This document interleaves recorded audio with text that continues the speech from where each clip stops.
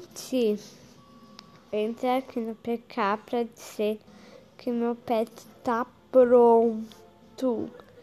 Depois eu gravo uma silhueta de qual vai ser, tá bom? Eu queria deixar avisinho aqui que depois que eu já abrir meu pet, minha mãe chegar, tudo, eu vou tirar uma foto lá no Instagram e mostrar pra vocês vão amar. Então, depois que eu vou abrir, entende? Entendeu agora? Eu tô numa casa aleatória aqui, só pra dizer que é muito legal. Olha, gente, meu pet tá pronto, mas eu não vou abrir agora, tudo bom? Aí no nosso vídeo, no próximo vídeo, eu posto foto lá no Instagram, tá bom? Que o meu pet já tá pronto, só que eu não vou abrir agora, tá? Olha, só tá pronto pra chocar. Tomara que venha um pet bom. Eu queria pôr uma capa nos meus vídeos. Eu vou pôr a capa dançando. Pronto, gente. Olha, gente. Não sei se vai vir pet bom, tá? Pode vir búfalo. Que eu não quero búfalo. Tô torcendo pra vir um Triceratops ou uns pets lendários.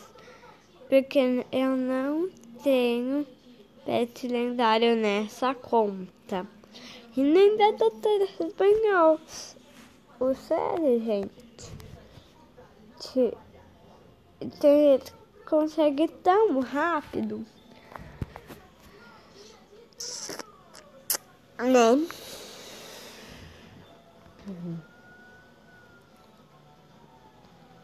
Tomara que gente, loguinho eu vou postar a foto do meu pet quando ele nascer, tá? Quando a gente chocar ele, se vier um pet bom, eu vou posto, tá? Se for um pet ruim, eu não posto. Mas se for um bem legal, um que eu não tenha, por exemplo, eu, né, posto foto.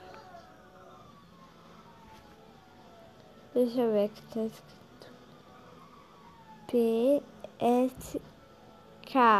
Eu não entendo. Não entendo. Será que ela tá brava com a armadura de urso?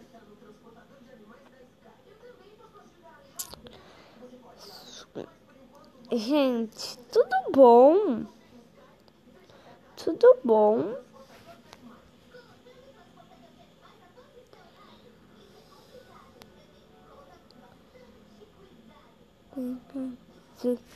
Então, gente, quando ele nascer, né? Quando eu abrir ele, eu, né, mostro pra vocês ou eu vou postar foto. Eu acho que eu vou postar foto do meu pet, tá? Então foi isso, um beijão.